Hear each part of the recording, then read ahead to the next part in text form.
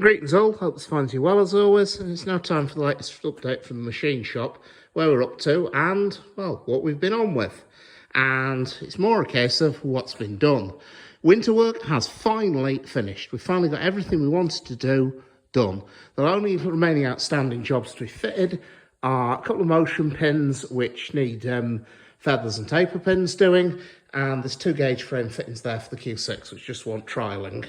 But apart from that, the winter work is done. It's finished. As I said, everything we wanted to do is done. So, what am I going to show you? What I think on that, let's go and have a look down here. We'll find something to show you anyway. Right, down here, Barry Neeson's been at it, and he's setting up a job on the slotter. The job he's got is a new valve head for 825.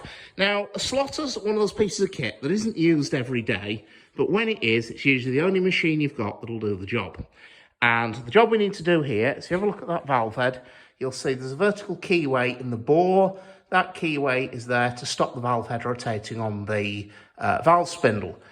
The job Barry's got to do is put that keyway into that bore there, and for that, he's going to use the slotter. Now, what a slotter is effectively a sort of vertical planer, if you will, or a vertical shaper. There's a tool holder, that's that red bar there, which goes into those 2 white clamps, is mounted vertically. The end of that tool holder, we'll see there's that little cross hole, a high-speed steel tool bit goes in there, and that whole assembly will work up and down vertically oscillating. Now, if you then feed that tool holder down into that bore there, this is mounted onto a table that will move in 3 axes. You can see the control wheels and the lead screws.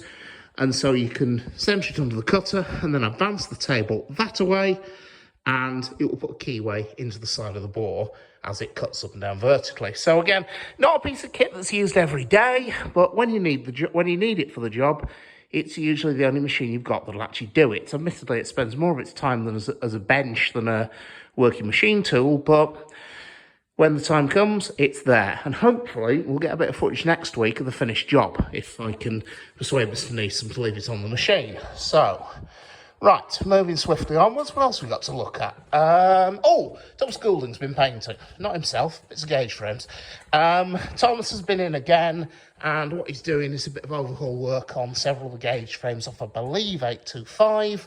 What he's doing is tidying various parts of them up and repainting the protectors that go onto the back of these. The idea with these is, we'll see a bit more of these in a minute. What these are is they're a piece of steel which is painted white with black stripes on it. The gauge glass, that's the last tube that the water level for the boiler is indicated in, sits in front of it. Due to refraction within the water, the stripes are painted on there at an angle.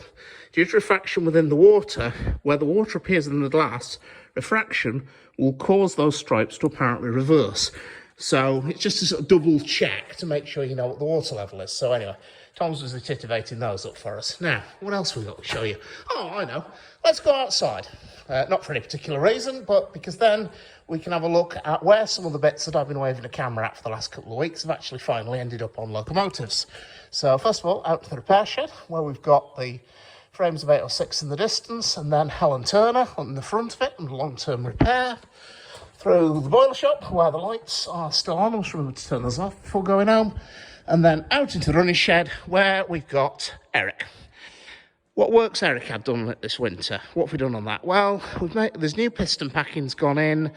There's some odds and sods of small motion work, but nothing serious.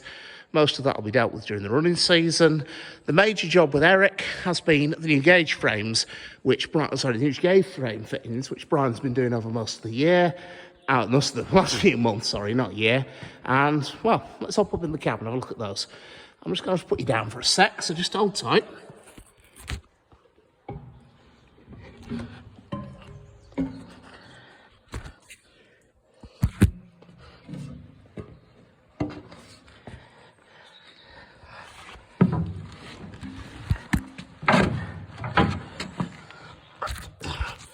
If I was in any way halfway professional about this, I'd be able to edit all of that out. Since I can't, I haven't.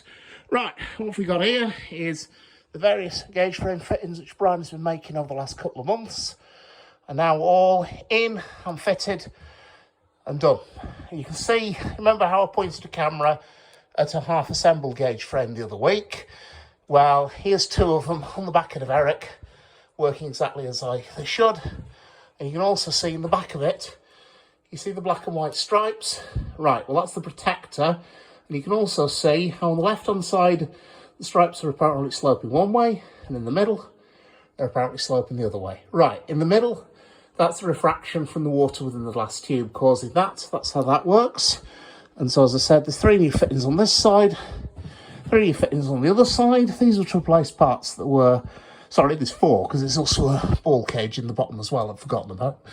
And so, yeah, those are all bits that have been made up by Brian and are in doing their job. Eric should be in steam in the next couple of days to test them. So, excellent. That's one job down. Right, let's go and see what else we've got. Right, outside, we should have, they're still there, we should have 816, sorry, I'll get this in a minute, 80136 and 76079. Let's go and see if we can find them. So, right, we're aiming for that door over there. Out through the very empty running shed. You won't often see it this empty. Normally we've got all these dirty great big steam engines parked in it. So, through the small side door, past the tanning bund, out into the yard where it's an absolutely beautiful evening. And we've got 80136 and the tender, and up for the rest of 76079. These two have both been in steam today for the steam tests, which they've passed. And, well, where have our bits ended up on them? Let's have a look. Well, 136 has had a bit of new motion work. It's had on new pins and bushes go in. That's a new pin that's been made this winter there. It's had a new bush in there as well, as I remember. Pretty sure there's a new bush in there. And I think that's about it for the combination levers on this side. Yeah, that's it for this side. Then on the other side, let's find some other bits. There's new bushes gone in on this side as well. Let me remember. It's there, there. And I have a feeling it's the top bush as well have been replaced. To be honest, I've done so much this winter, I genuinely can't remember, okay? But hey, so that's what's been done on 136. And then alongside it, we've got good old 76079. If anyone says to me, have you got a favourite loco, it's this one. Mainly because it's built at Horwich, where several of my relatives worked through many years ago. So anyway, new pins and bushes have gone in here. You can see that's a new pin because it's still got the green paint on the collar. So new pin and bush in there. There's a new bush gone in there. New bush in there and in the top. And so, yes, that's just one small bit of it. That's just one bit that we've done. There's been a lot more work. All that motion's been taken off and NDT'd by the other lads. There's been a lot of other work as well. She's had work on a brake rigging. She's had work, a lot of work's gone into her ash pan this year. And then on this side, there's not so many new pins, if I remember right. There's a lot of new bushes. So there's a new bush in there, new bush in there, and I believe a new bush in the... Yeah, it's the top on this side. The valve crosshair bush wasn't done. So that's just a small bit of it. So the other thing she's had is a lot of new, another entire refit of the gauge frame fittings. So what we're going to do now is shin up in the cab and have a quick look at them. So, just going to put you down again, just hold tight.